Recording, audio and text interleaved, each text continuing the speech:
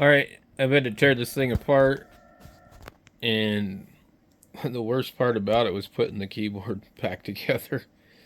I mean, it just does not want to go in there, but we get the other hard drive in there, we got the bottom open, and I'm trying to install OpenSUSE 32-bit. Uh, we've got a couple of options we can try, a couple of different downloads. Um, I can't have them all ready to go at once because I only have a certain amount of thumb drives.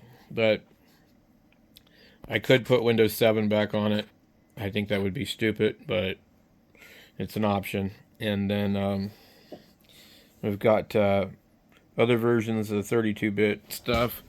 Uh, but I've been having problems like where this wouldn't do anything. I don't think it's completely related to the hard drive.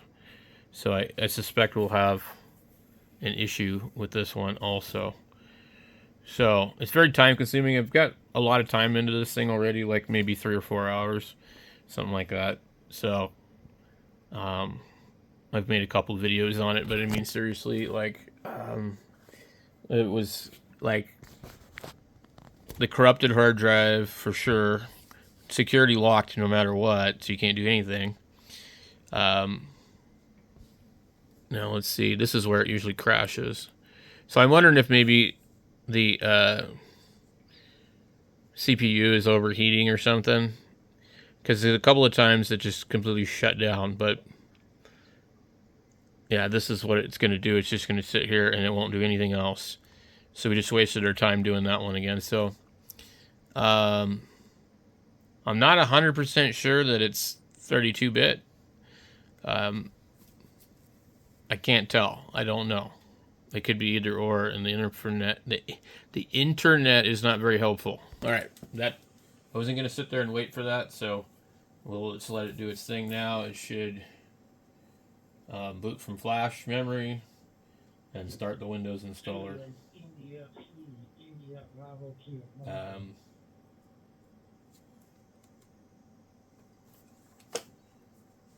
PC needs to be repaired. I don't care.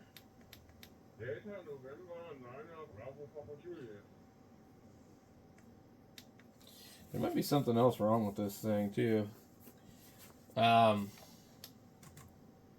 I wouldn't think it would be anything related to the RAM being corrupt.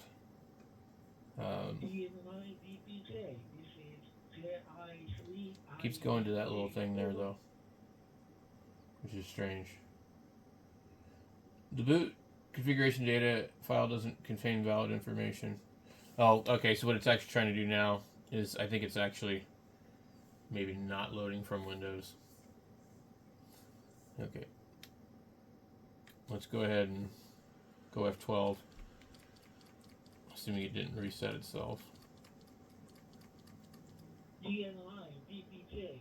Okay.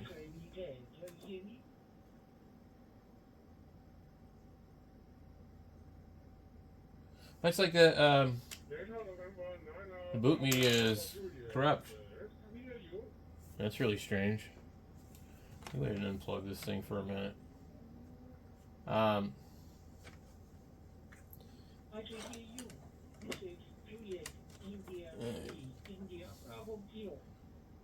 Another thing too is I have not tried any other USB port.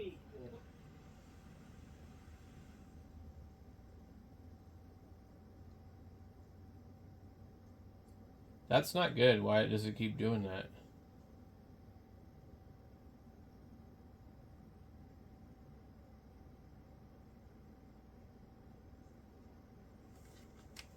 Alright, let's see. I'm just gonna let it boot and see if it gives me the same message. Doesn't want to turn on though.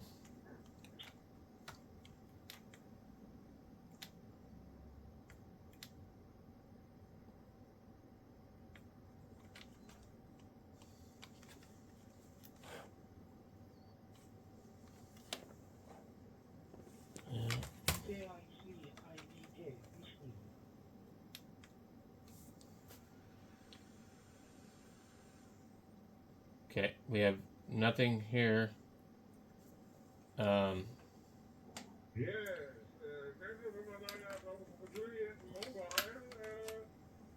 Bootable. Okay, let's try something different. Okay.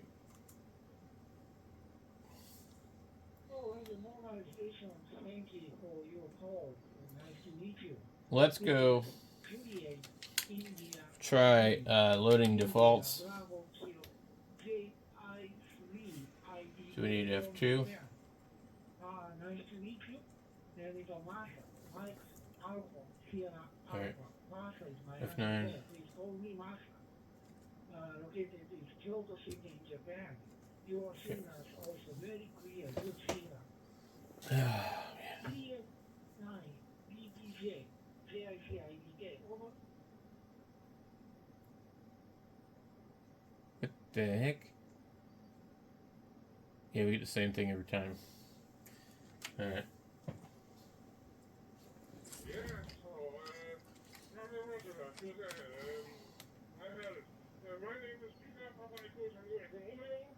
Alright, so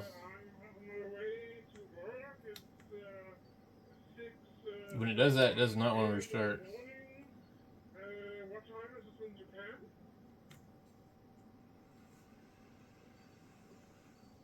Oh, okay. My current time is 1:30 p.m. Friday afternoon. Friday afternoon here, 1:30 p.m. Your Oh, look at Friday that. morning.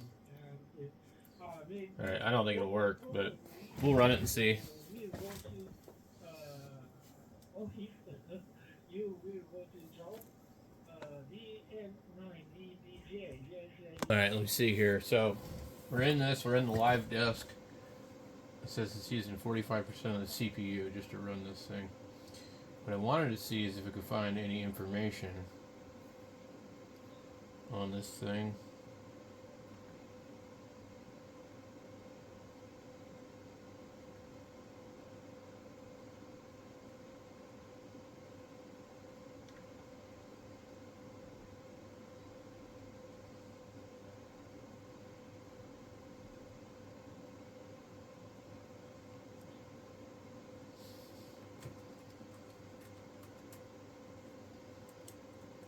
The S key doesn't work. Or the Y.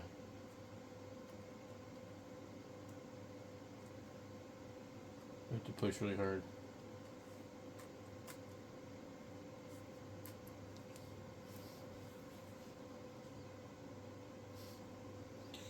Yeah.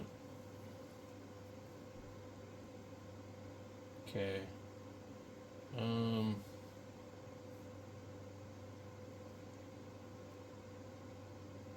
I was hoping to maybe find a little information about the computer, but let's try to see if we can get the install to start.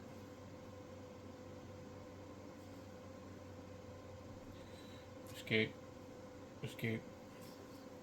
Yes. Don't want to keep checking the media. Alright.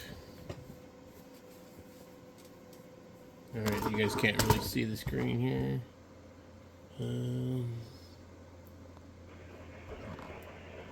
Alright. Let's see what it will do now since we have a different disk in here. I'm gonna use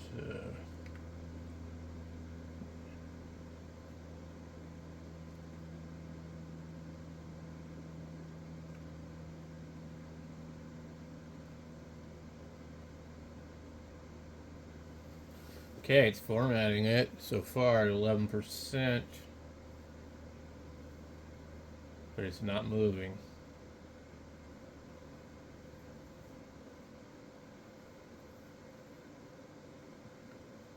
Let's see. I did copying the new system at 12%. Okay. Alright, we got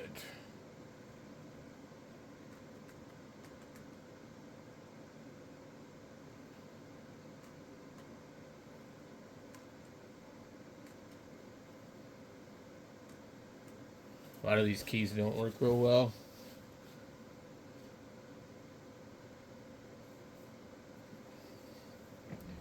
Okay.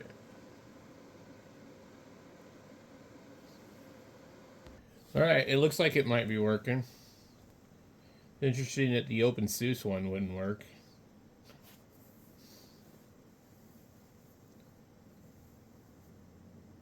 These older systems, they can be really picky. Alright, we're at 37%. Alright, according to this, it is finished.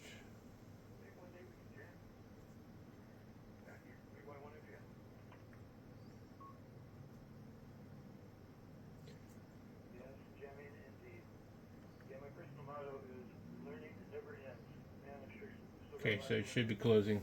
The system is going down. Makes it sound like a sinking ship. Reboot. Reboot. Must reboot. Alright. Let's go ahead and...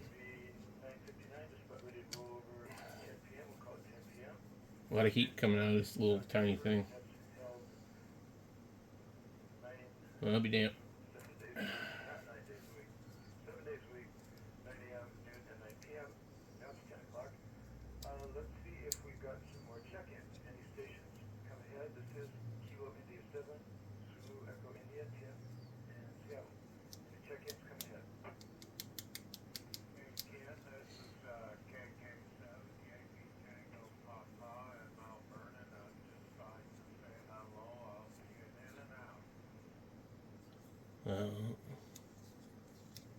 This is pretty slow.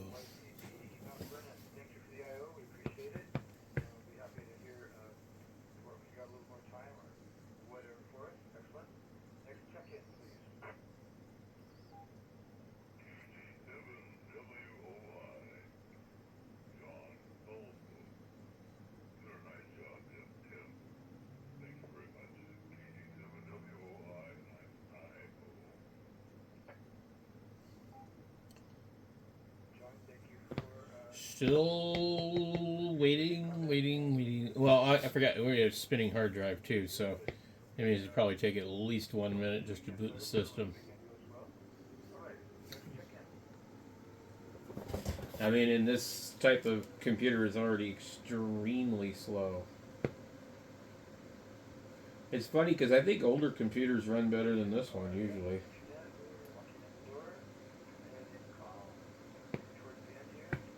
I've got some Dell laptops from the early 2000s, and they run better. I think the one Dell laptop I have has got 4 gigabytes of RAM, and it's running Windows 10, believe it or not. It was a D620 or something. It's not like a consumer one. It's more like a business corporate type one, but it's not really all that fancy. But I want to say it's from like 2004 or 5. Good Lord, that was a long time to start. CPU's at 51%, 55%, 100%, and then memory is at 40. Resolution of the screen's a little freaking screwed up. These are not supposed to be where they are. Okay. Let's see what happens when we connect it to Wi-Fi. Apparently it's not going to connect to Wi-Fi either.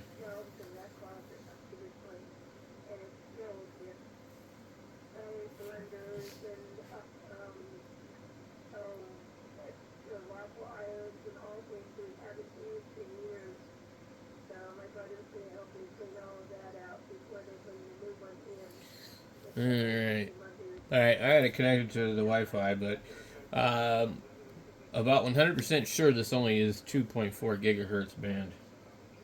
So it's not dual band. So it would suffer pretty bad. The one thing I would use this for would be portable ham radio because of its size, but then of course you need a battery. But we need to finish testing this a little bit more and see if maybe one of the other sticks of RAM might run in here.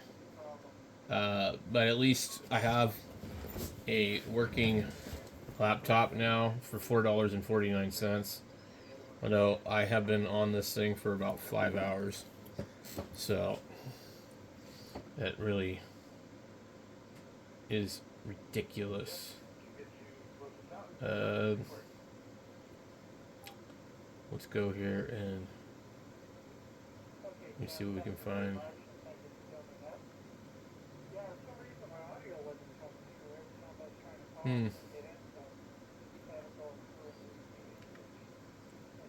Oh, I think this little emblem right here.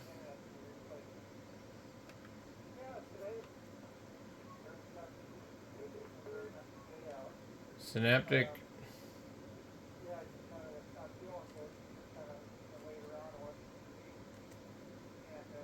Get double keys right there. And then other times it doesn't type. You have to push down kind of hard.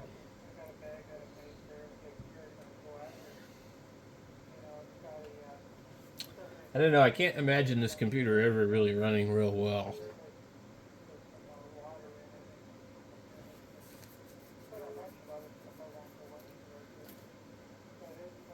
Yeah, this thing's pretty painful to use. Oh man. And I'm just trying to even like find anything in the package manager. It's just so slow. To view and upgrade packages. Interesting.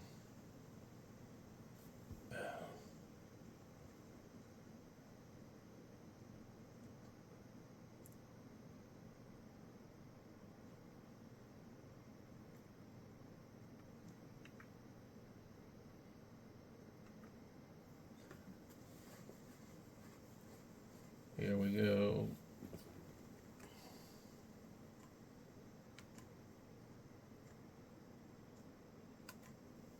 Yeah, this keyboard really sucks on this thing.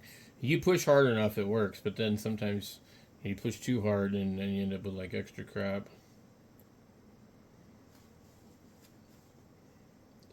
But anyway, I mean, it is working. It's just not very good. I don't know.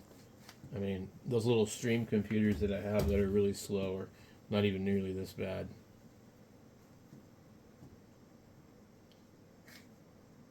So I guess that's, it's working. It should be functional. You could do some web browsing on it. You wouldn't really want to run any apps or anything like that.